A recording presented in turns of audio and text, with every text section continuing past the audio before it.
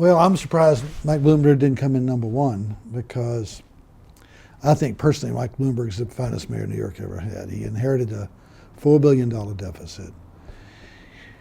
He became mayor right after the World Trade Center tragedy, when a lot of very smart people were saying anybody with a grain of sense is getting out of a crowded city, while anybody would work in a tall building is beyond me, while anybody would go into a subway, that New York is going to be a terrorist attack, that crowded cities are history.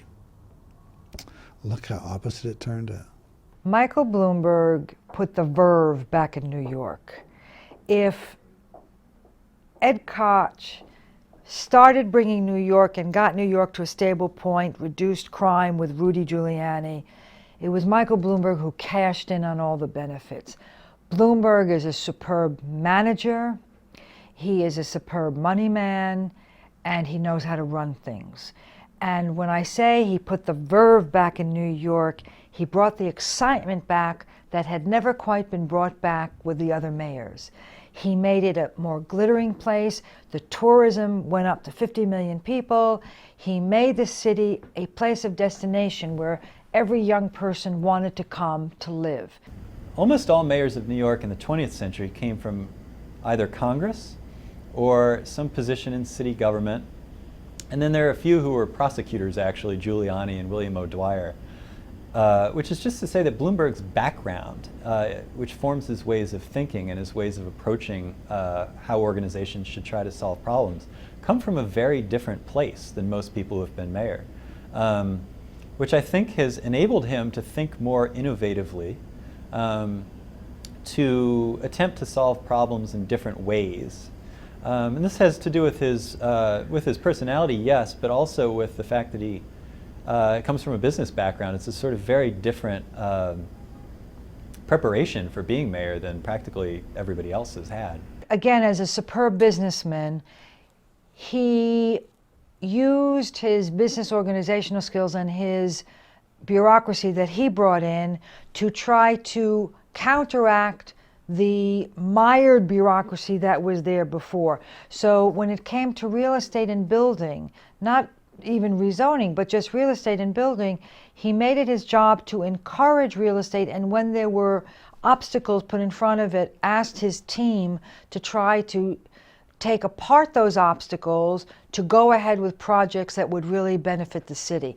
And I guess that speaks to the issue that Bloomberg was a mayor who was so focused on benefiting the city that he was willing to take a lot of risks in the process of doing so. Like Koch and Giuliani, you know, his Achilles heel is his honesty in some ways. You know, he tells you if he doesn't agree with you. But I think most people found that appealing. That, you know, he told you what he thinks. He didn't tell you what he thought he needed to hear politically. He told you what he thought. And I think we're adult enough to hear that. The thing about Bloomberg is that we don't have any idea really where his legacy will stop. In other words, he's done things that seem to be important now, but it's difficult to see how ultimately they'll play out. So take just three areas, for instance. Education, he has won mayoral control of the school system.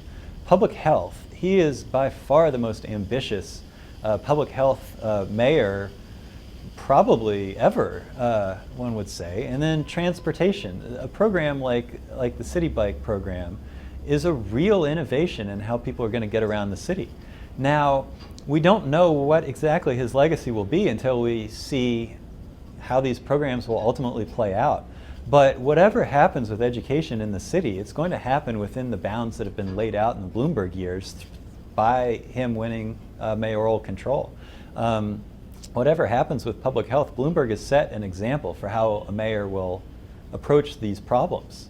Will use state power to improve health outcomes. And you know, how deeply embedded in the city's transportation system biking becomes will shape what we think of as Bloomberg. But what we know now is that he was an extraordinarily ambitious mayor who put a lot of new programs into effect. And we have every reason to believe these will be very important over time. But because he was able to do so much, it's still too early to say what exactly this legacy will be, but we have every reason to believe it will be extraordinary. Crime, let's say homicide, went down another 40% from where Giuliani had left it. In fact, down to the lowest it had ever been in Manhattan, as long as we've been collecting data.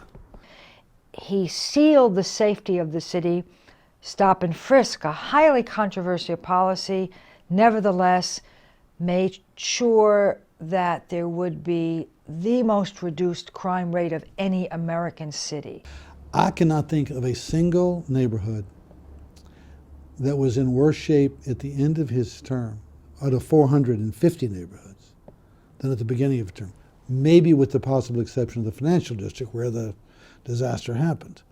I mean, he simply carried the city to a new place. And not just Manhattan, which people think. Go to St. Mary's Park in the South Bronx. How good it looks. Look at, these other places, McCarran Park in Brooklyn.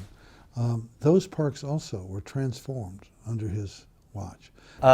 What people have started to forget about Bloomberg is just how much his initial agenda was constrained by Albany. So two things he wanted to do, I think both during his first term, was the Olympics push in the West Side Stadium redevelopment and congestion pricing, both of which were killed by opposition in Albany. So, even a mayor that we've come to speak of sometimes as dictatorial bumps up against those bounds set by the state-city relationship. But there's no question, the third term hurt Bloomberg. If he had left at the end of his second term, I think it would be closer to unanimous than now is that he's the greatest mayor. He definitely lost popularity his third term. The $1 a year mayor. I am sure there will be rich men with ambitions. John Catsimatidis had wanted the Republican nomination. It's an aggravating job.